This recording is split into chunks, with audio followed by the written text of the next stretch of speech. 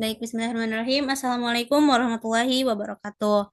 Sebelumnya, saya ucapkan terima kasih kepada Bapak Trisna Wijaya SIMSY selaku dosen pengampu dari mata kuliah Pegadaian Syariah. Di sini kami dari kelompok 3 kelas A akan menyampaikan hasil penelitian kami yang berjudul Analisis Praktik Gadai Motor melalui Calo dengan studi kasus di Kelurahan Sukamanah, Kecamatan Cipedes, Kota Tasikmalaya. Nah, sebelum menyampaikan materi, boleh di next dulu. Di sini ada anggota kelompok kami, yaitu yang pertama ada Lia Wardatul Umah dengan NPM 231002005, yang kedua ada Suwaibatul Aslamiyah dengan NPM 231002023, selanjutnya ada Rahma Ayuning Tias dengan NPM 231002022, dan ada saya sendiri, Priscilia Siska dengan NPM 231002040, dan terakhir ada Adam 231002043. Nah, baik langsung saja kepada penyampaian materi yang pertama yang akan disampaikan oleh Lia terkait pendahuluan. Kepadanya disilahkan. Baik, terima kasih kepada moderator yang telah mempersilahkan saya untuk menjelaskan materi mengenai pendahuluan dari hasil analisis kelompok kami. Nah, Pegadaian sebagai salah satu lembaga keuangan non-bank menyediakan layanan kredit kepada masyarakat dengan sistem dan cara yang khusus melalui mekanisme gadai. Nah, lembaga ini beroperasi dengan prinsip pemberian pinjaman yang dijamin oleh barang berharga milik nasabah sehingga memberikan alternatif pembiayaan yang cepat dan mudah diakses oleh masyarakat. Nah, sebelum adanya penggadaian di Indonesia ini, penggadaian sudah terkenal saat pada masa Rasulullah SAW yang digunakan oleh masyarakat saat keadaan mendesak. Nah, di Indonesia, praktik gadai khususnya gadai sepeda motor telah menjadi salah satu solusi keuangan yang populer di kalangan masyarakat. Namun, dalam pelaksanaan memanfaatkan jasa calo seringkali untuk mempermudah proses transaksi. Nah, sayangnya praktik gadai melalui calo banyak menimbulkan berbagai masalah, seperti menyalahgunakan hukum dan etika. Hal ini disebabkan oleh banyaknya calo yang tidak terdaftar secara resmi, sehingga rentan terhadap praktik penipuan, kehilangan barang, dan penyalahgunaan wewenang. Alasan dari masyarakat Indonesia menggunakan jasa calo ini karena kurangnya wawasan hukum dan juga wawasan terkait sistem gada yang benar. Lalu, alasan menggunakan calo juga masyarakat merasa lebih mudah seperti itu. Sekian dari saya kembalikan kepada moderator. Oke, baik. Terima kasih kepada Lia. Mungkin boleh di next dulu, Lia.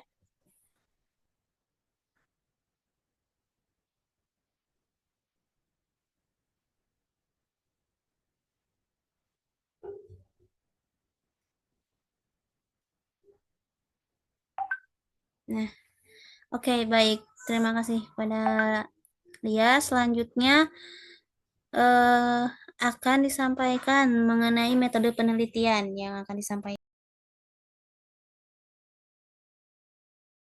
oleh Suwaibatul. Kepadanya disilahkan. Baik, terima kasih kepada moderator. Selanjutnya yaitu metode penelitian. Penelitian yang kami gunakan yaitu menggunakan metode penelitian kualitatif. Menurut Sugiono, metode penelitian kualitatif itu bertujuan untuk memahami secara mendalam praktek gadai. Nah, pendekatan kualitatif juga dipilih karena memungkinkan peneliti untuk menggali informasi yang kompleks dan subjektif dari para pelaku dengan pihak terkait seperti calo, pemilik motor, dan pelanggan.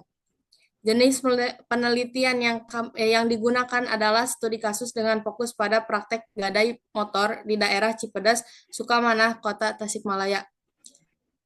Dinamika hubungan antara calo, pemilik motor, dan pelanggan. Teknik pengumpulan data yang dilakukan melalui secara mendalam dengan penerima gadai dan pihak-pihak yang terlibat dalam praktek tersebut. Nah, menurut Kurzweil, pendekatan kualitatif sangat efektif untuk memahami fenomena sosial dan kompleks seperti praktek gadai motor karena memungkinkan peneliti untuk mengeksplorasi perseptif dan pengalaman subjek penelitian secara mendalam. Nah, penelitian ini juga bertujuan untuk menilai apakah praktek gadai motor melalui calo sesuai dengan prinsip hukum Islam dan norma sosial yang berlaku di masyarakat. Penelitian akan mengidentifikasi pola hubungan antara calo, pemilik motor, dan pelanggan, serta menganalisis dampak sosial dan ekonomi dari praktek tersebut terhadap masyarakat setempat. Menurut penelitian yang dilakukan oleh Lailatul Muna, praktek gadai motor seringkali melibatkan unsur riba dan ketidakjelasan akad yang bertentangan dengan prinsip syariah. Selain itu, penelitian ini diharapkan dapat memberikan pemahaman yang komprehensif tentang peran calo dalam memfasilitasi transaksi gadai motor dan bagaimana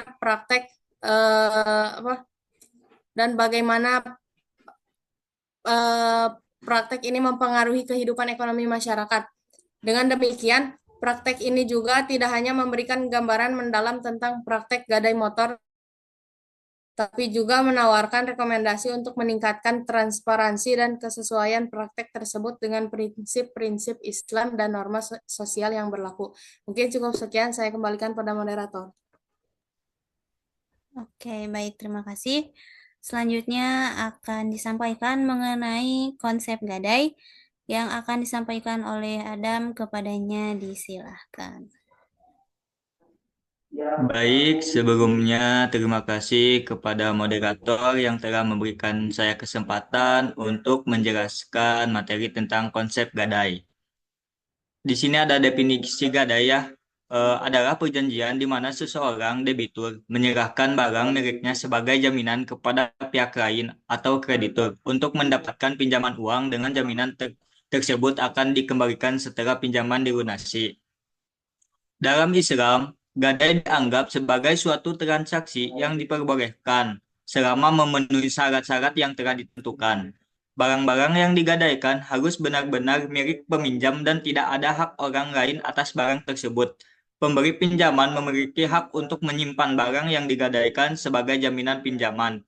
Peminjam harus mengembalikan pinjaman beserta bunga atau biaya lainnya sesuai dengan syarat yang telah disepakati.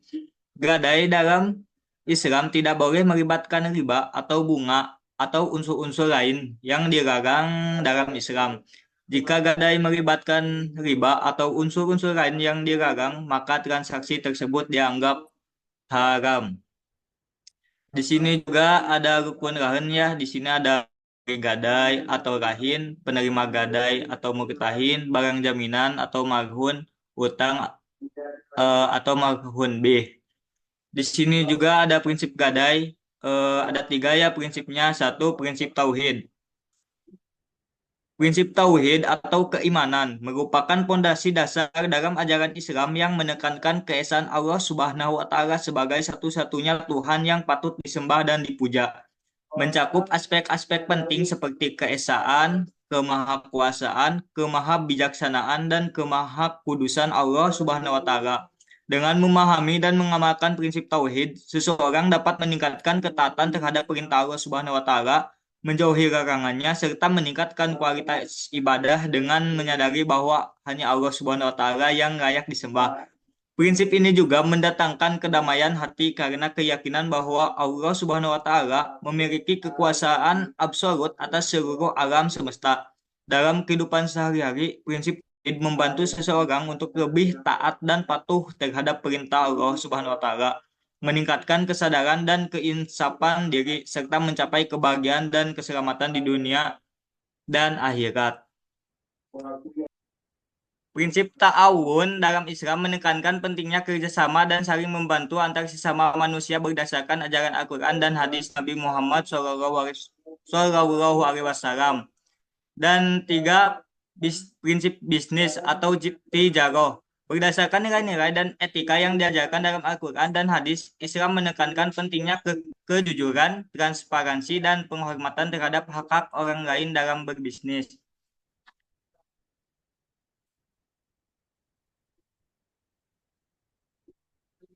Dasar hukum Quran Surat Al-Baqarah ayat 283. A'udzubillahiminasyaitonirrajim. Bismillahirrahmanirrahim. Wa in kuntum ala safari walam tajidu katibang farihanum maqbudoh fa in amina ba'dukum ba'dong fari'addir radi tumina amanatahu wa yattaqillaha rabbah wa la taktumus syahadah wa may yaktumha fa innahu azimun qalbuh wallahu bima ta'maluna alim. Yang artinya, dan jika kamu dalam perjalanan dan tidak ada yang dapat kamu percayai untuk menjaga barang-barangmu, maka tidak ada dosa bagimu untuk menggadaikan barang-barangmu kepada orang yang kamu percaya. Selain itu, ada pula hadis Nabi Muhammad SAW yang berbunyi, tidak ada dosa bagi seseorang untuk menggadaikan barangnya kepada orang yang ia percayai. Hadis riwayat Abu Daud. Mungkin segitu yang bisa saya sampaikan. Mohon maaf bila ada kesalahan. Saya kembalikan kepada moderator. Oke, baik. Terima kasih. Untuk selanjutnya akan ada penyampaian materi terkait praktik gadai dalam Islam yang akan disampaikan oleh Rahma. Kepadanya disilakan. Baik, terima kasih kepada moderator yang sudah mempersilahkan saya untuk menjelaskan tentang praktik gadai dalam Islam. Dalam hukum Islam, konsep gadai disebut dengan istilah rahan. Kata rahan berasal dari kata rahan, yarhun, yang berarti menetapkan sesuatu. Dalam Islam, gadai dianggap sebagai suatu transaksi yang diperbolehkan atau mubah selama memenuhi syarat-syarat yang telah ditentukan. Barang yang digadaikan harus benar-benar milik peminjam dan tidak ada hak orang lain atas barang tersebut. Pemberi pinjaman memiliki hak untuk menyimpan barang yang digadaikan sebagai jaminan pinjaman.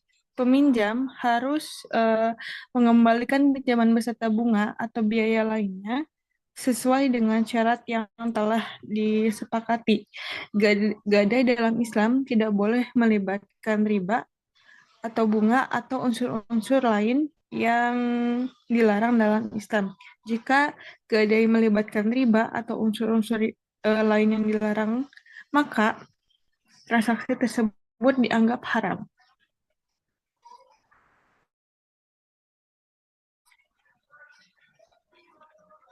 Nah, berikut ada peran calo dalam transaksi gadai. Nah, istilah calo ini berasal dari bahasa Jawa yang merujuk pada individu yang bertindak sebagai perantara atau broker dalam jual beli dengan tujuan memperoleh keuntungan atau komisi tambahan. Namun, lebih dari sekedar fungsi sebagai perantara. Nah, peran calo dalam transaksi gadai adalah sebagai perantara dalam transaksi komersial dan juga perantara antara rahin, pemberi gadai, dan murtahin atau penerima gadai. Calo diberikan kuasa oleh rahin untuk mewakilinya melakukan transaksi gadai. Mungkin segitu yang bisa saya sampaikan. Saya kembalikan lagi kepada moderator. Oke, baik. Terima kasih. Untuk selanjutnya akan disampaikan mengenai tinjauan fikih muamalah yang akan disampaikan oleh saya sendiri.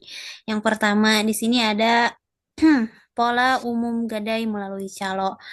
Nah, praktik ini diawali ketika pemilik motor menyerahkan barang ke menyerahkan kendaraannya kepada calo sebagai perantara. Nah, kemudian setelah itu calo menyalurkannya ke penerima gadai dengan fleksibilitas waktu ini merupakan daya tarik utama gitu dari adanya pola umum gadai melalui calo ini. Namun di balik kemudahan ini tersimpan beberapa masalah serius yang perlu diperhatikan karena memang bertentangan dengan prinsip-prinsip syariah. Nah, perlu kita pahami gitu sebagaimana yang telah disampaikan oleh rekan-rekan saya sebelumnya bahwasanya dalam Islam itu perantara atau calo ini sebenarnya diperbolehkan selama memenuhi syarat transparansi dan keadilan. Kemudian selanjutnya nah setelah adanya pola umum gadai, pastinya akan ada masalah dan masalah dari kasus kami ini itu yang pertama ada ketidakjelasan jangka waktu pinjaman. Yang kedua, adanya resiko pergantian barang jaminan dengan kualitas yang berbeda. Dan yang ketiga, tidak adanya pembaruan akad saat pertukaran barang. Berdasarkan masalah tersebut, adapun analisis pelanggaran prinsip syariah yang kami eh, analisis yang kami analisis itu yang pertama adanya ketidaksahan akad gitu yang dimana hal tersebut dikarenakan tidak adanya dokumentasi tertulis dan yang kedua adanya praktik pertukaran barang tanpa akad baru dan yang kedua itu tentunya berpotensi riba karena riba tersebut berasal dari komisi calo yang tidak transparan seperti ini.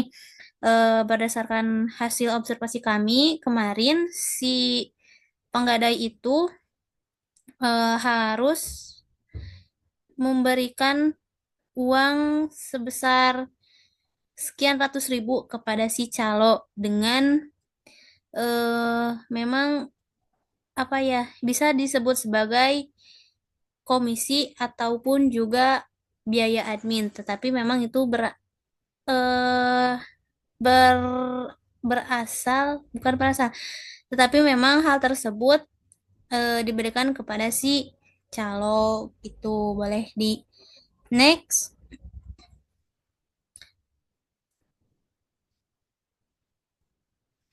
Nah, setelah beberapa hal yang tadi saya sebutkan, di sini ada pembahasan dari hasil penelitian kelompok kami gitu. Yang pertama, gambaran umum kasusnya itu praktik gadai motor melalui calo di Desa Sukamanah, Tasikmalaya ini menunjukkan dinamika sosial ekonomi yang sangat kompleks gitu, di mana calo ini berperan sebagai perantara antara pemilik motor dan juga penerima gadai. Namun sering menimbulkan masalah seperti ketidakjelasan akad, resiko kehilangan barang, serta kurangnya transparansi nilai gadai. Selain itu, banyak juga calo yang tidak terdaftar resmi, sehingga sulit menjamin akuntabilitas transaksi sesuai prinsip hukum dan syariah Islam. Misalnya, karena ini melalui calo dan si calo tersebut memang tidak resmi dari orang yang memang eh, menerima gadainya, ya hal tersebut tentu tidak menjamin akuntabilitas transaksinya gitu ya. Nah, selanjutnya ada hasil. Nah, dari hasilnya itu pasti memang terjadi pelanggaran prinsip syariah. Nah, praktik ini itu kerap melanggar prinsip syariah seperti ketiadaan dokumen yang tertulis, penetapan biaya tambahan yang berpotensi riba, serta ketidakadilan dalam kesepakatan. Nah, padahal gadai atau rahan dalam Islam ini mensyaratkan kejelasan akan larangan riba dan transparansi. Ketidaksesuaian ini tentu sangat bertentangan dengan nilai keadilan dan amanah yang menjadi dasar muamalah Islam. Nah, apa sih dampak dan solusi yang kami berikan dari hasil penelitian kami ini? Nah, meskipun menjadi solusi cepat untuk kebutuhan mendesak atau sekolah mendesak seperti untuk urusan sekolah dan pengobatan, praktik ini tuh tentu beresiko gitu karena memang akan merugikan si pemilik motor serta menurunkan kepercayaan masyarakat. Nah, solusi yang kami berikan itu diperlukan pengawasan ketat terhadap calo, perlunya edukasi tentang hukum gadai syariah, serta perlunya pendokumentasian transaksi yang jelas untuk memastikan transparansi serta keadilan. Nah, mungkin eh, sekian dari kelompok kami. Mungkin sebelum ditutup, boleh di next dulu, Lia. Saya di sini akan membacakan dahulu terkait kesimpulan dari hasil presentasi kami kali ini. Nah, Kesimpulannya, berdasarkan pemaparan pembahasan tadi, gitu ya, dapat disimpulkan bahwasanya penelitian mengenai praktik gadai motor melalui calo di Desa Sukamanah ini menunjukkan meskipun memberikan solusi finansial cepat, praktik ini memang mengandung pelanggaran prinsip syariah dan hukum, seperti adanya ketidakjelasan akad, berpotensi riba, serta kurangnya transparansi dan akuntabilitas akibat operasi calo tanpa izin. Dampaknya, keadilan sosial dan ekonomi masyarakat itu terganggu dengan risiko kerugian finansial dan erosi kepercayaan. Nah, untuk memperbaikinya, diperlukan pengawasan ketat, edukasi masyarakat tentang prinsip syariah, serta regulasi yang tegas agar gadai dapat menjadi solusi keuangan yang adil, sesuai syariah, serta berkelanjutan. Nah, mungkin sekian yang dapat kelompok kami sampaikan. Terima kasih kepada Bapak dan juga rekan-rekan sekalian yang telah menyimak eh, video pembahasan hasil penelitian kelompok kami. Mohon maaf apabila masih terdapat banyak kekurangan. Terima kasih. Wassalamualaikum warahmatullahi wabarakatuh.